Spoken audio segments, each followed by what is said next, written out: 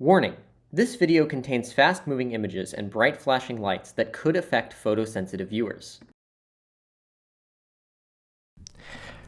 For those who haven't watched my previous devlog on this game, I am part of a team that is working on this game, and their channel links will be in the description where they also post devlogs, so make sure to check them out at the end of the video.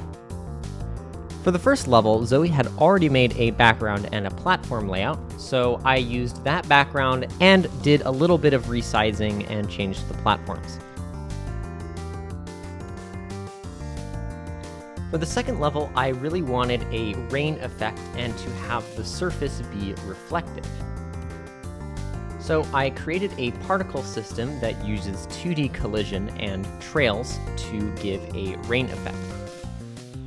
I then created my reflective material in a shader graph, and essentially how this works is I have a second camera for this level that's rendering the scene at a slightly different angle. And then I put that render texture into the shader and then flip it via some UVs and offset it so that way it looks like it's being reflected. Then, to make it look like rain is actually hitting the ground, I distorted the UVs using a gradient noise to give that sort of ripple effect that you would expect.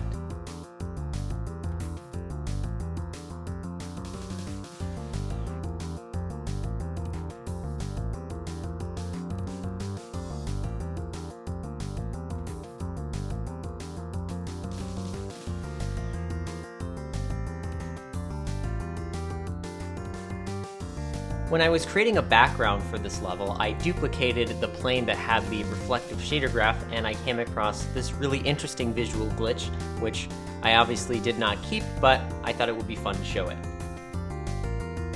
And this is what the level looked like.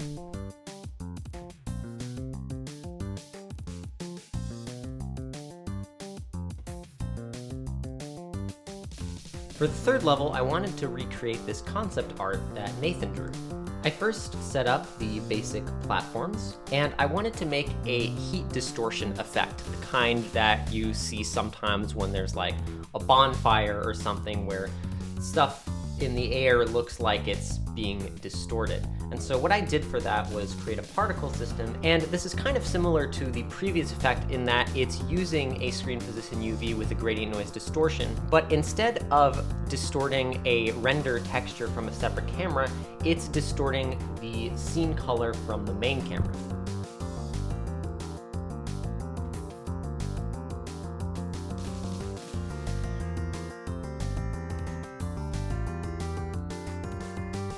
And this was the result of that. Currently, the particles are blocking the player because since the player is a sprite, it's not actually getting written to the scene color.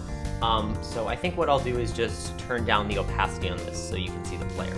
For the fourth level, I wanted to make something in the air, so I created these platforms here with a gap in the middle, and I'm not sure if we're actually going to keep that, but I just wanted to make something here for a fourth level, so to have some variety. And then I made a very basic particle system to kind of look like clouds.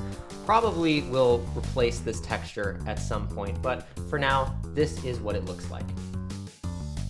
And that's it for this devlog. Please leave a like if you enjoyed this video, and remember to check out my teammates' devlogs as well in the description below.